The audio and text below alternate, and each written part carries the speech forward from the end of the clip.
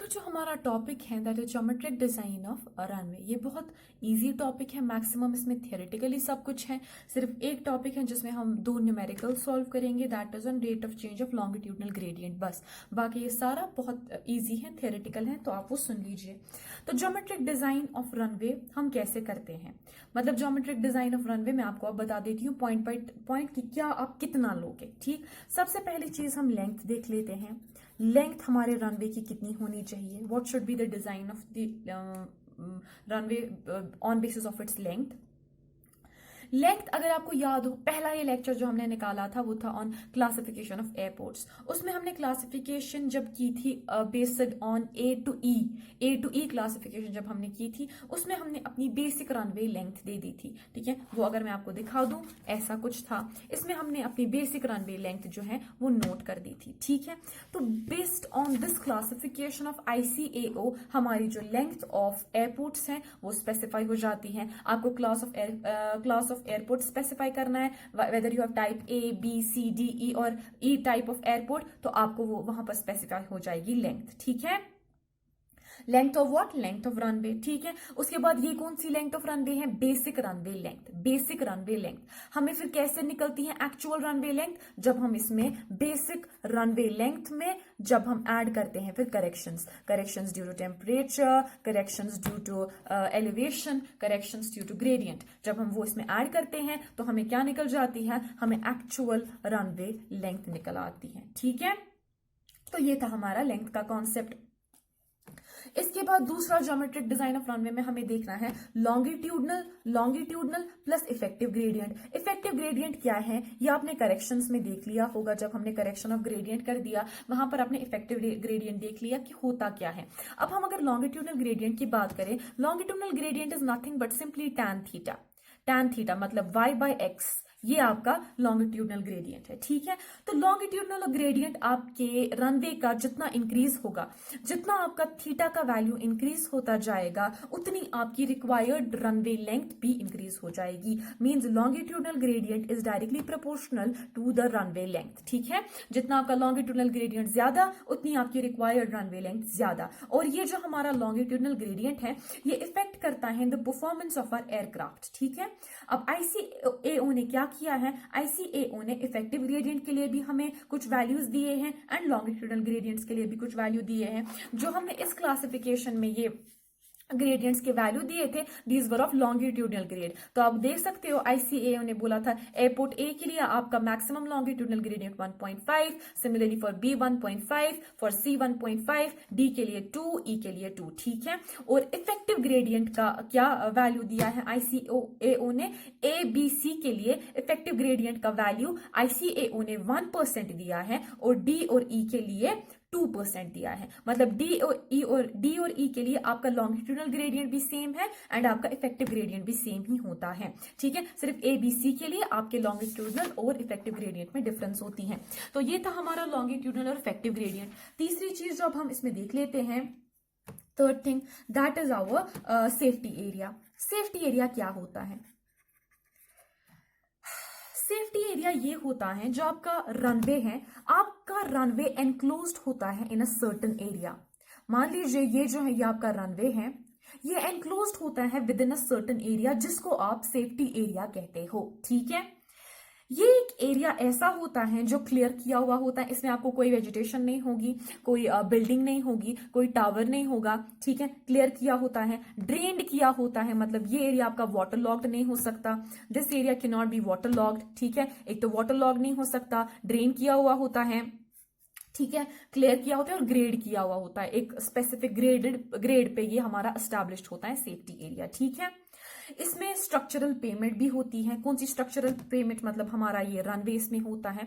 Shoulders बिल्कुल उसी तरह जिस तरह हमारे रोड पे शोल्डर्स अवेलेबल होते थे, इसमें भी हमारे शोल्डर्स होते हैं। Means your safety area includes your runway as well as the shoulders. ठीक है, either side of the runway, और एक additional width on left and right side of the shoulders, वो भी इंक्लूड किस में होता है, सेफ्टी एरिया में। अब मान लीजिए ये कुशन जैसा होता है अराउंड योर रनवे। ठीक है, जो शोल्डर्स होते हैं ये अनपेव्ड होते हैं। ठीक है, ये पेव्ड मटेरियल के बने हुए नहीं होते हैं, अनपेव्ड होते हैं, और ये शोल्डर्स सिर्फ तब इस्तेमाल में आते हैं when there is an emergency. ठीक, ये जो होते हैं मोस्टली टर्फिंग इस पे की होती है, ठीक है, या स्टेबलाइज्ड सॉइल इसमें डाल दी होती है हमने। प्रोविजन ऑफ शोल्डर्स क्यों हम देते हैं? क्योंकि ये हमारे पायलट्स को एक सेंस ऑफ सिक्योरिटी देता है। The provision of shoulders, why do we provide shoulders? Because it gives us shoulders का कॉन्सेप्ट हमने 6th सेमेस्टर में पढ़ा है हाईवे इंजीनियरिंग में। सो 5th सेमेस्टर या 6th सेमेस्टर में हाईवे इंजीनियरिंग में हमने शोल्डर्स का कॉन्सेप्ट पढ़ा है। तो शोल्डर्स हम क्यों प्रोवाइड करते हैं अपने रनवे के साथ में? क्योंकि ये देता है हमारे पायलट्स को एक sense of security and our pilots are able to perform the operations of take off and landing with confidence, ठीक है। अब देख लीजिए क्या है minimum width of safety area. Minimum width of safety area जो आपकी minimum width of safety area है, ये कितनी होनी चाहिए? ये minimum width of safety area ये होनी चाहिए 300 मीटर्स अगर आप इंस्ट्रूमेंटल रनवे की बात करते हैं, ठीक है।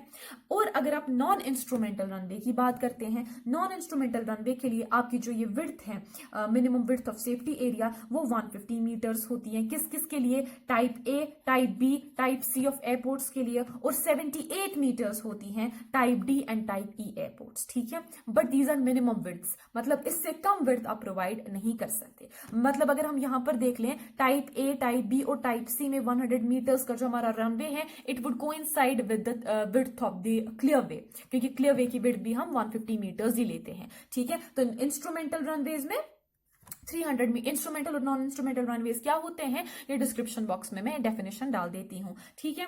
तो 300 मीटर्स 150 मीटर्स हो गए एबीसी टाइप ऑफ एयरपोर्ट के लिए, और 78 मीटर्स हो गई D and E type of airport के लिए। हो गई ये बात हमारी।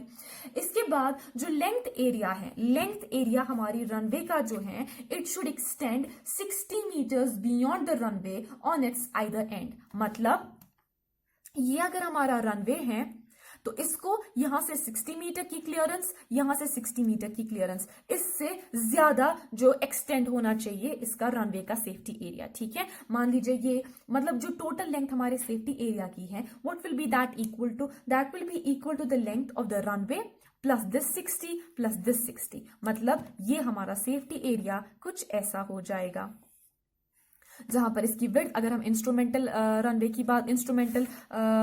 बात कर दें तो इसकी विड्थ 300 मीटर्स आ जाएगी, और यहां से 60 और यहां से 60 जब आप क्लियरेंस दे दोगे तो ये जो आपकी लेंथ है ये आ जाएगी आपकी फिर length of your safety area, that is equal to the length of the runway plus 60 that is 120, ठीक है।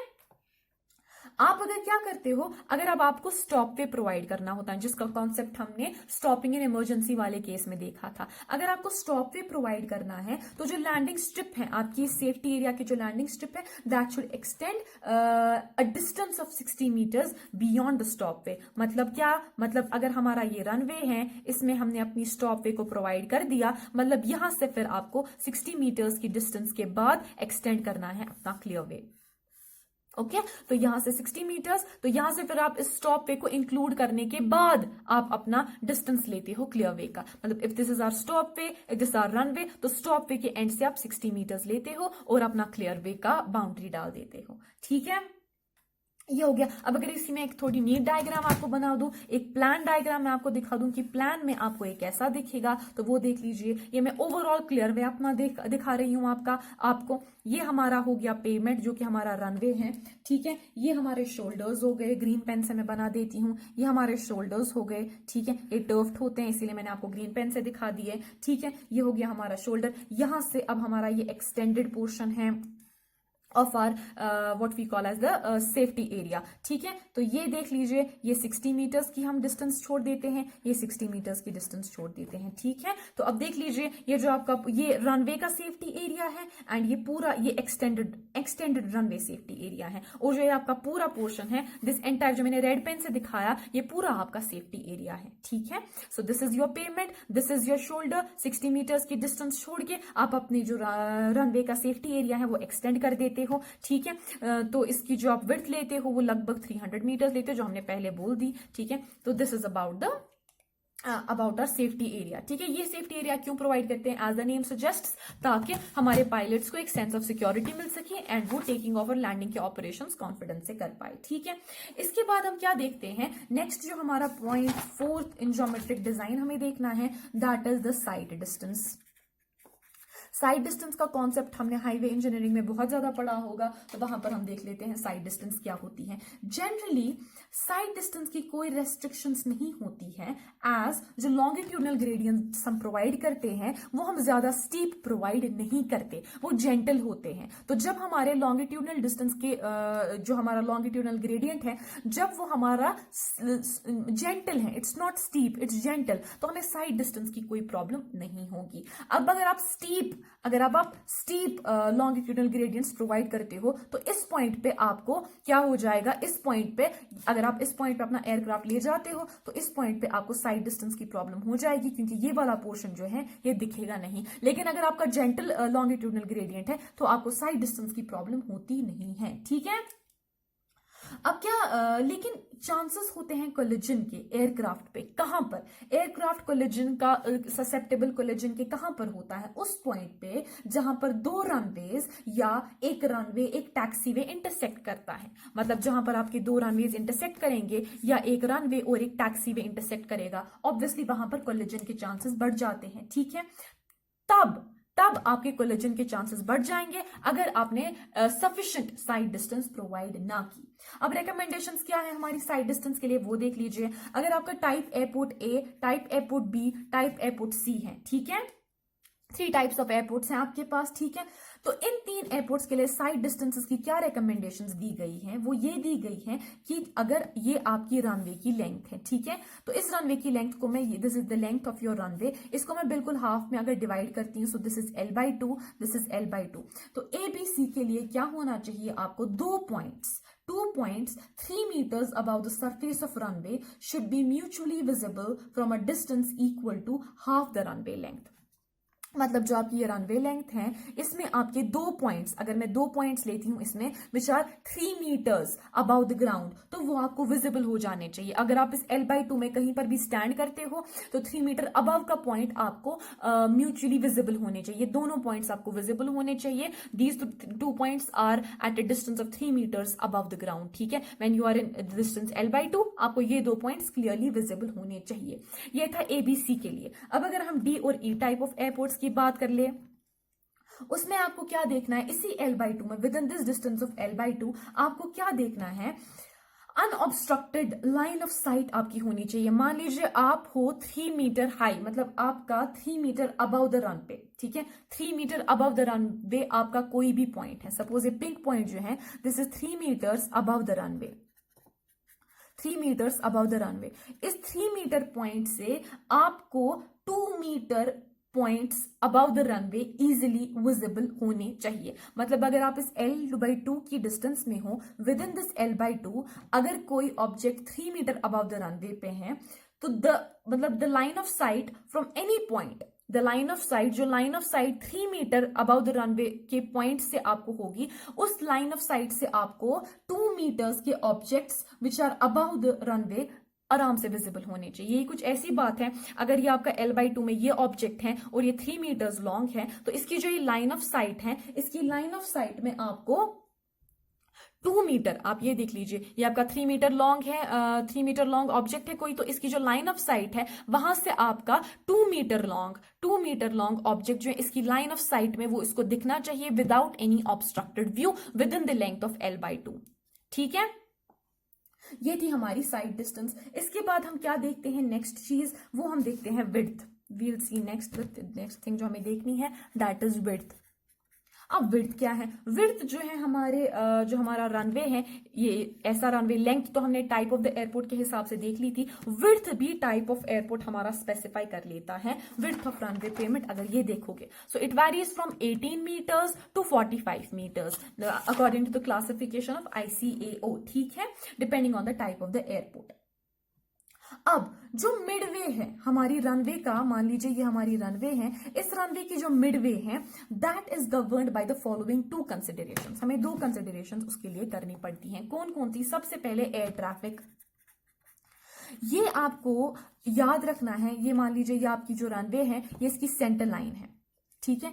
तो इस सेंटर लाइन के जो सेंट्रल पोर्शन होता है, ठीक है, सेंट्रल पोर्शन लगभग 12 मीटर्स का on either side of the central line, मतलब यहां से 12 मीटर्स, यहां से 12 मीटर्स, तो ये 24 मीटर की स्ट्रिप में, ये 24 मीटर की स्ट्रिप में आपकी जो रनवे है, इसकी जो 24 मीटर स्ट्रिप है, इस 24 मीटर स्ट्रिप में maximum load of aircraft, maximum load पड़ता है आपकी पेमेंट पे, ठीक है। इस 24 मीटर स्ट्रिप पे आपका मैक्सिमम लोड पड़ता है स्ट्रिप पे, and then it goes decreasing towards the edges, फिर एजेस पे लोड कम हो जाता है, लेकिन इस 24 मीटर स्ट्रिप पे आपका मैक्सिमम लोड एयर ट्रैफिक का पड़ जाता है, ठीक है। इसका मतलब जो आपका एयर ट्रैफिक है वो किस मत, it takes the maximum load in how much width, it takes the maximum load in the 24 metre width, okay.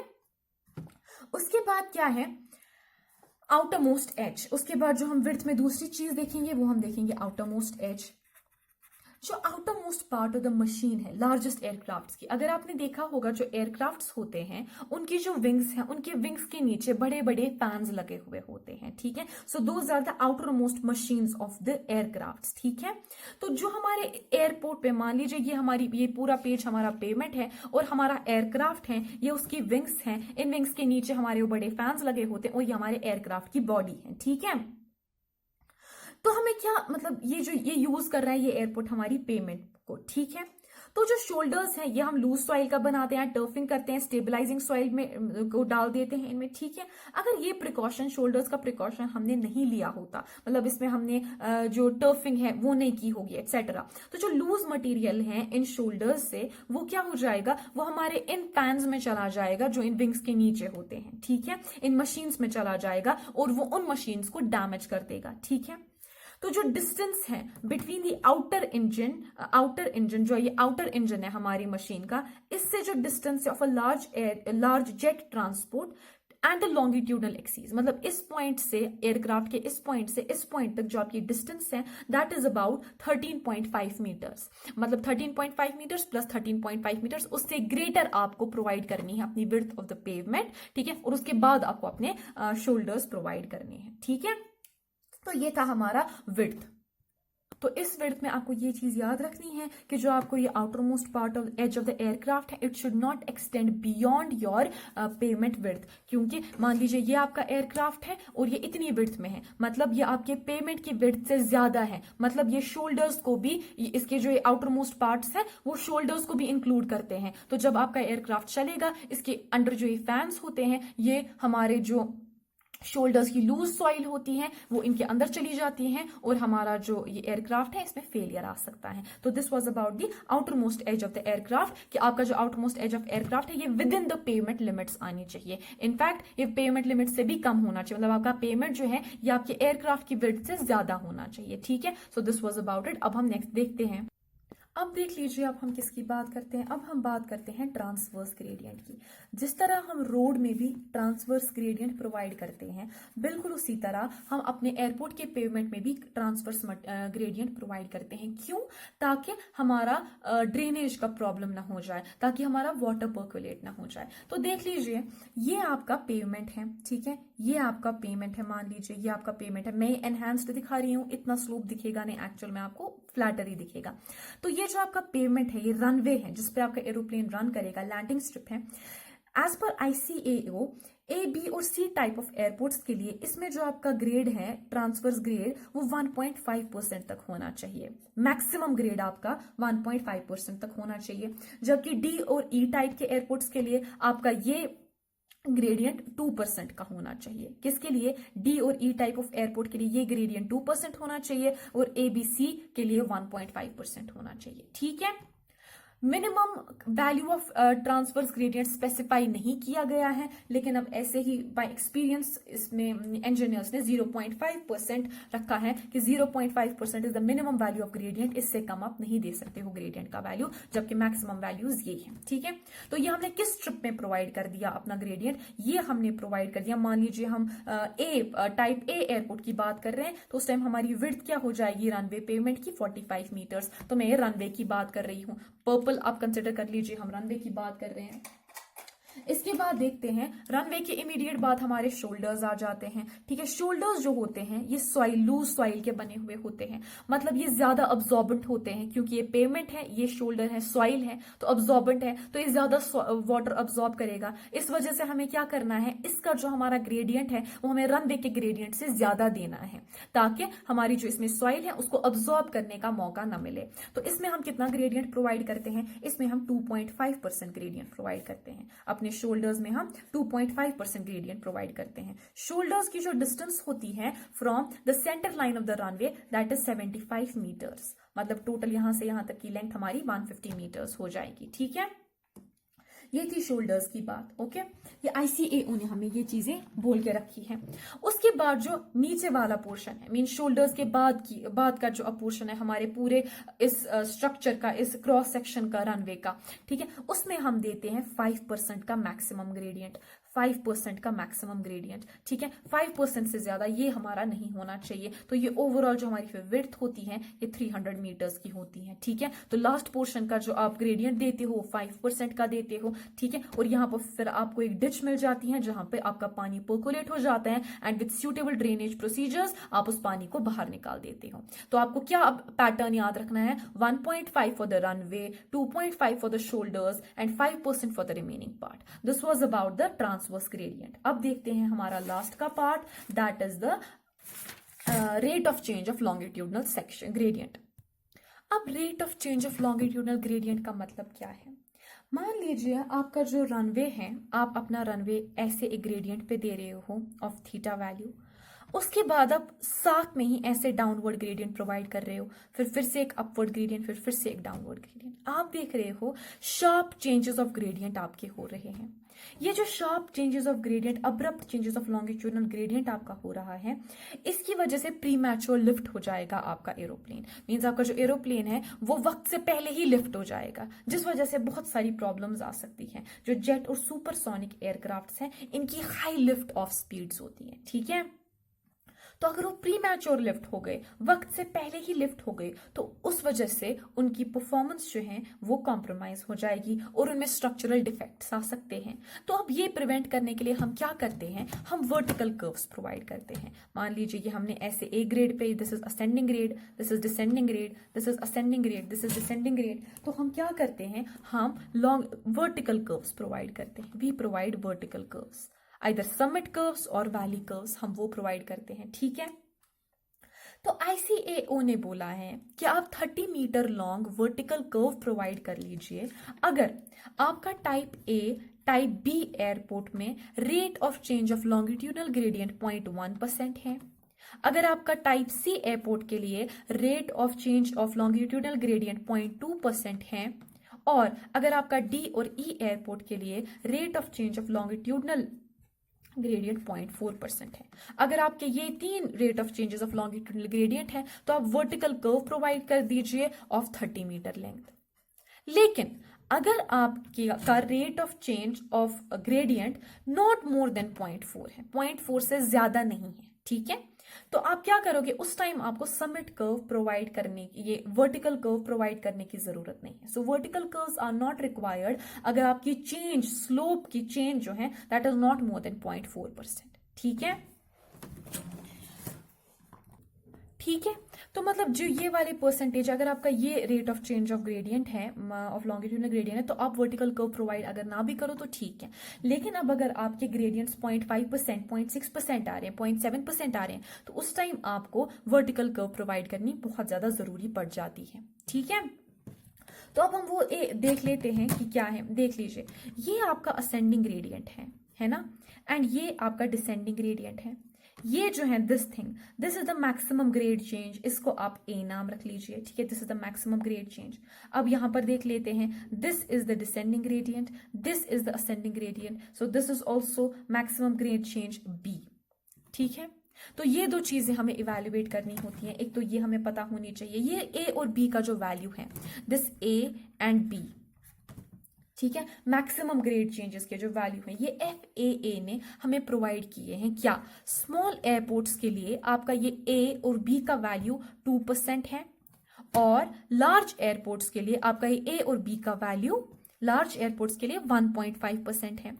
मतलब जितना आप 1.5% से ऊपर जाओगे आपका लार्ज टू स्मॉल एयरपोर्ट चला जाएगा। मतलब अगर आपका बी का वैल्यू 1.9 है, it means you are between 1.5 to 2, और but it is closer towards this 2%, means ये स्मॉल एयरपोर्ट होगा। अब अगर आपका ए या बी का वैल्यू 1.1 है, means it's closer to 1.5, it means आप लार्ज एयरपोर्ट्स की बात कर रहे हो। ठीक है, तो इससे हमारा ये डेजिग्नेट हो गया। इसके बाद हमें क्या देखनी होती है, length of this vertical curve, this L1 and this L2। ये आपकी L1 और L2 आपको देखनी होती है। ठीक है, ये L1 और L2, ये L1 होता है आपका बराबर, this L1 is equal to, ये L1 जो है आपका, this L1 is equal to 90 meters for small airports and 300 meters for large airports. लेकिन कब, जब आपका ये grade change A and B 1% होगा।